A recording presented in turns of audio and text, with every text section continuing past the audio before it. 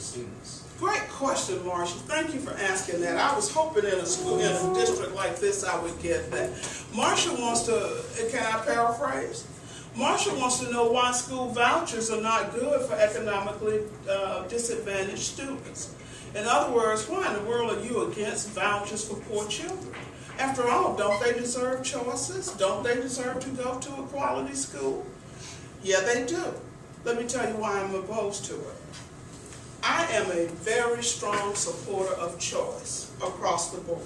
Whether it's choice in what a woman does with her body, whether it's choice in whether or not people who are of the same sex decide to marry each other. I'll throw that out for y'all really so you can go and say, oh, that lady said she was for that. You know, I wouldn't want to disappoint you. And I'm also for choice for people who choose to send their children to private school. Here's what I'm not for. If you want to send your kid to private school, have at it. Don't use my taxpayer dollars to do it. That's number one.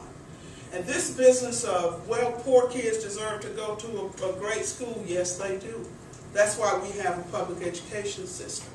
And that's why I'm a strong advocate of adequately funding public education. Here is what a lot of the folk who make the argument about vouchers don't seem to take into account.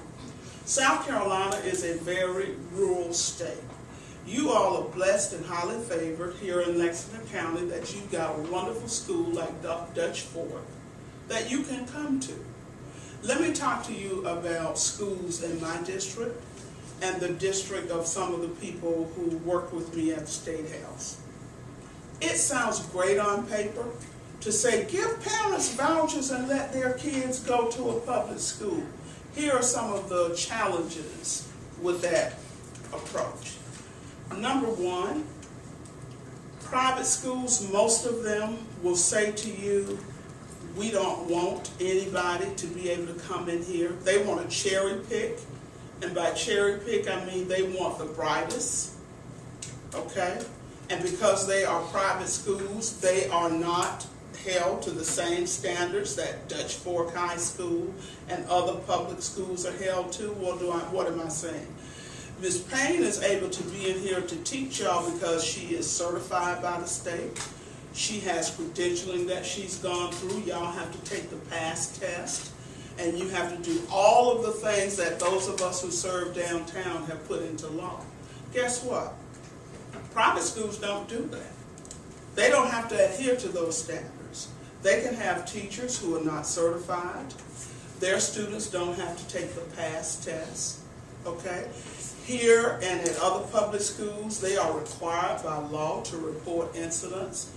You know, the whole Safe Schools thing, so they have to report all these statistics that give parents the heebie-jeebies and say, oh my God, is the school safe? Those standards don't apply to private schools. The other part is, when you look at what it costs to attend a private school, and you look at what the General Assembly, the legislature, is talking about giving parents, I want somebody to tell me where the parent is supposed to come up with the other money. For example, the opportunity scholarships, which is the new name this year for vouchers, says that you will get a $4,500 tax credit to send your child to a private school. Wow, that sounds like a lot of money, doesn't it? Well, let's take that $4,500 tax credit, and a tax credit, by the way, means you get it on the back end once you file your taxes, not on the front end. So if I'm a poor parent, I've got to figure out how I'm going to come up with that $4,500 up front. The other part of the challenge for poor parents is that the $4,500 does not cover the entire tuition. Tuition in most private schools averages about $12,000, $15,000. So if the state is going to give me $4,500, where am I going to come up with the other money? The other part of that is, okay, let's say I have more than one kid. Let's say I've got 3 kids who I want to have a great education. And you're going to give me $4,500 per kid, but what do I do to make up for the other money that the school is going to charge? That's one challenge. The other, y'all again, blessed and highly favored, got parents who are doing well. Probably those of you who have driver's license, you've got a car that you can provide your own transportation. You know what? In rural South Carolina, they don't have that. They don't have cars that they can just drive to the nearest private academy. All the discussion in the Opportunity Scholarship Bill doesn't include transportation. So if I live in Utahville and I'm trying to get to Holly Hill Academy, how am I supposed to get there? Or if I live in Bowman and the Bowman Academy has shut down because parents nowadays can't afford to send the kids to private school because the economy has hit even them. If I'm in Bowman and I want to still send my kid to a private school, my God, how am I going to get to Calhoun Academy? So does that make sense? The point I'm saying, what I hope you will get from what I'm saying to you, is you have got to be willing, as the leaders that's going to be in charge, you got to be willing to question things. You can't just accept something that fits in a 30-second sound bite and say, oh, that makes sense. That's why it's important to understand that not everybody is at the same level. Not everybody has what you have. Not everybody will have what you have. But this is America, and this is the greatest country in the world. And a part of that greatness comes from our ability to share. And let me, while whoever thinks of another question, let me tell you one more thing that you haven't asked that you need to be paying attention to, because it's going to be the world you deal with, the question of immigration. Any of y'all thought about immigration? Okay. Let me say this about immigration, and I want to leave you with a thought. America is a country of immigrants. Unless you are Native American or American Indian, whichever preference you prefer, unless you're one of them, you came here from somewhere. Your parents came here from somewhere. Understand that first and foremost. Now, some of you, your parents came involuntarily in the holds of slave ships, shackled and all of that. That notwithstanding, all of us came either voluntarily or involuntarily from somewhere.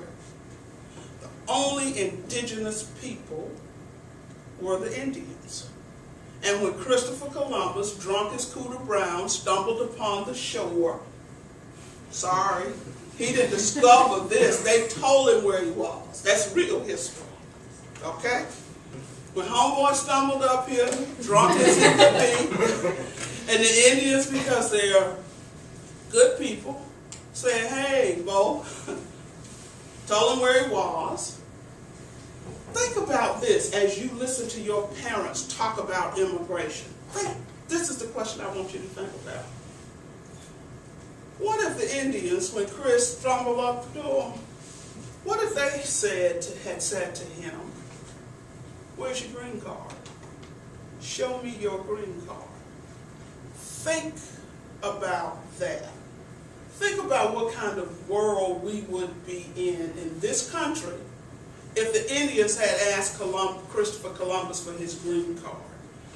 I make that point because we have so many people in this country who are so intolerant, who are so hateful about undocumented workers, until it is just sad to me. But they're all Christian. Be careful of people who always claim to be Christian, because as Mahatma Gandhi said, I like your Christ. It's you Christians who give me pause. And what does that mean? Saying you're a Christian don't make it so. Christ-like is a different concept. And those of you who go to church, regardless of what higher power you believe,